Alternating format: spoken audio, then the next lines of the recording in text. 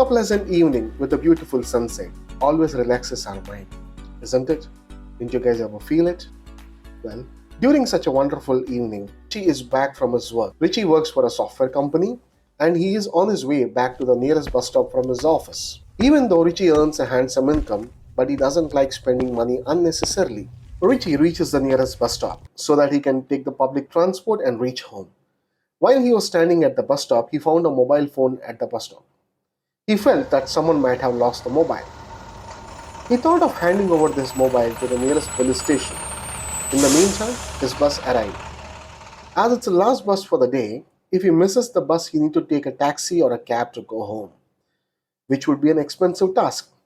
Richie thought of going to the nearest police station tomorrow and would hand over the mobile phone, and he has boarded the bus. Richie reaches home and he enters the house.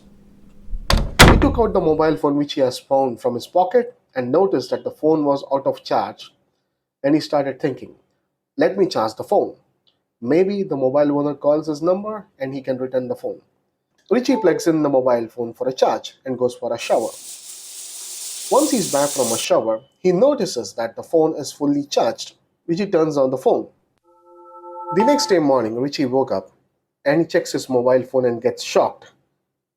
He finds an email alert from the bank which says multiple transactions were done using his bank account and the account balance is showing as zero. Richie couldn't understand what's going on, and later Richie understood that this is a fraudulent transaction and this needs to be informed to the bank and to the police. Richie quickly gets ready and opens the door to go to the police station. By his surprise, he sees the police outside his house pointing the gun towards Richie. A police officer comes to Richie and says, "You are under arrest, Richie." Richie was taken to the interrogation room. An officer enters the room and says, Richie, this is Officer Edward. Then Richie says, "Hello, officer.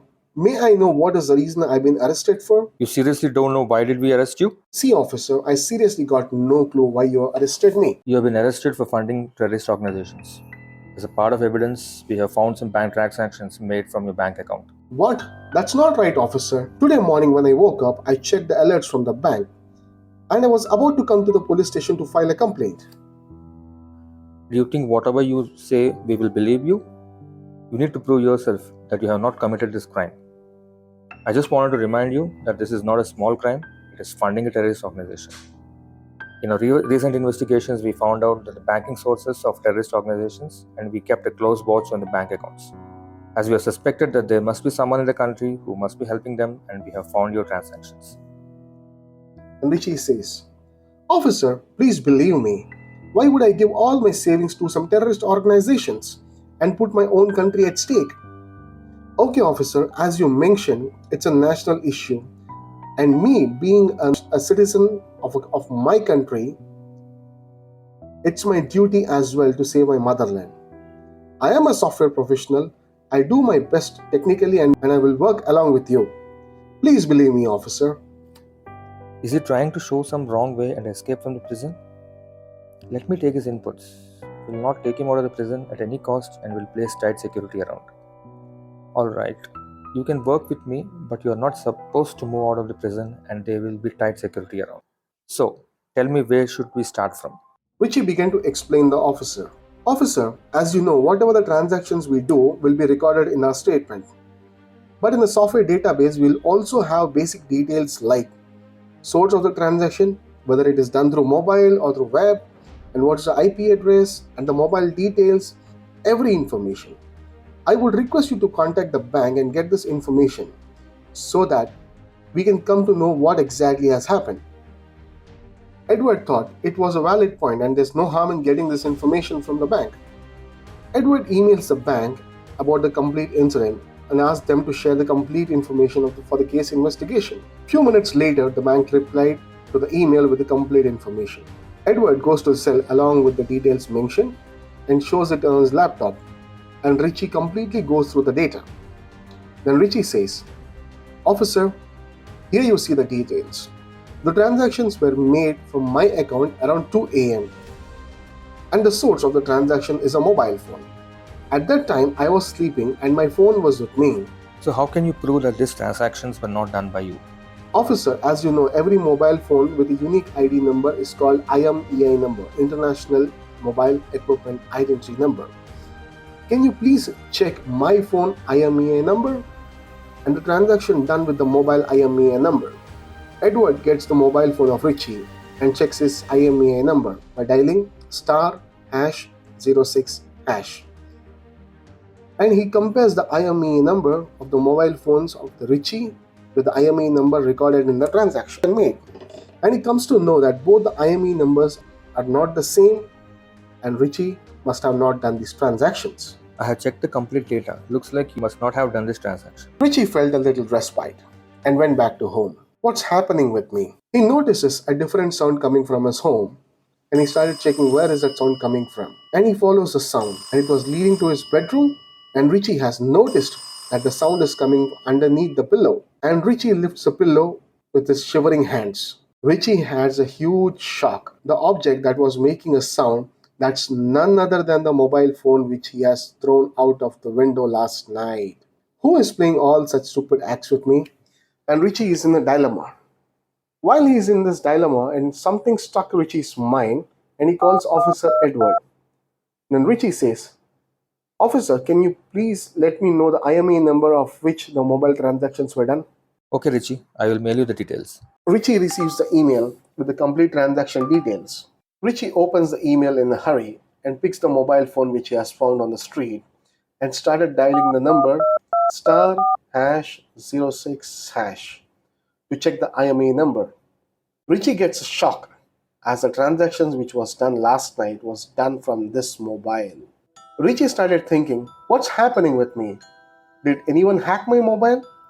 With a great difficulty, I'm able to convince the police that I'm not the culprit, and now this mobile phone is found at my place.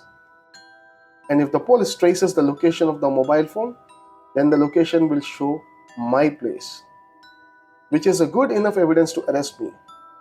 At the same time, he started getting calls from his friends and family as the news of his arrest got viral in television and social media. Richie gets frustrated after listening to all the news and everyone starts asking him, why did he do such things? But no one cared that the transactions were not done by him. Richie is tired after going through so many things in a day, and he sat on the couch and went into sleep. The next day morning, Richie gets ready and starts to his work. The moment he enters the office premises, the access card did not work. So he has called up his facilities team and they have informed him to contact his reporting manager. Richie calls up his manager. Hey Robert, my access card is not working and the facilities team has asked me to have a word with you. Sorry Richie, as you have been accused of funding for criminal activities, we cannot let you work any further until the case is closed. Richie gets devastated and is not able to understand what's happening with him. How to get out of such situation? Now he has lost his job, he has got no friends or family who could trust him, and he has got no money now. Richie started walking back on the street with his head down and accidentally collides with an old man who's carrying some books. Then Richie says, Hey, I'm sorry, I did not notice you coming. Did you get hurt? No problem, I'm fine. Can you please help me in picking up the books? Sure. Richie while picking the book and he says that, looks like you read a lot of books. Not exactly, but do go through the books whenever it is required. But I always feel book is always a past of someone's knowledge or someone's ideas. It's always better to refer the required content whenever needed. Saves time is what I Richie picks up all the books and gives it to the old man and keeps walking. Suddenly the old man's words got stuck in his mind. book is always a past of someone's knowledge or someone's ideas. Richie, as the old man said, books are always a past of someone's knowledge or someone's ideas. This mobile which I found at the bus stop changed my life in no time. Maybe if I look into the past call data of this mobile or messages, maybe I can find something which can help me getting out of such situation. Then Richie gets a message on his phone. Smart. Richie gets tensed just looking at the message. When he tries to check the number there, it shows as private number, and there's no number to display in the mobile phone. Richie understands now that there is something or someone who is watching him all the time. He quickly needs to find a solution for this. In order to find a solution, he needs to know the history of this mobile and who was using it, for which he needs to find someone who could help him. Richie picks his mobile phone and dials a number. And there is a ring on the other side, and the person picks up the call and says, "Hello." And Richie says, "Hello Edward, this is Richie here." Hey Richie, "Officer, I need to talk to you in person. Can we meet? This is something confidential." alright, let's meet at my place. Be there in 30 minutes. I will share you the location details. Richie meets Edward and explains him the entire incident, what happened with him. Why you are telling me all this now? Why didn't you give me a complaint or hand over the lost phone in the nearest police station at that moment? A silence of few seconds, then Edward began to think. Is he lying? Can I trust him again? If he has done a crime, why will he come back to me and ask for help? Let's first confirm who bought this phone and check the phone previous location history. If that is matching with that of Richie is saying, then we decide further. Okay, I will help you in this case, but promise me that you will never run away. What happened next? How will Richie get details about the mobile? And what all situations it will lead to? Please listen to Chapter 2, Knowing the Past. Please subscribe.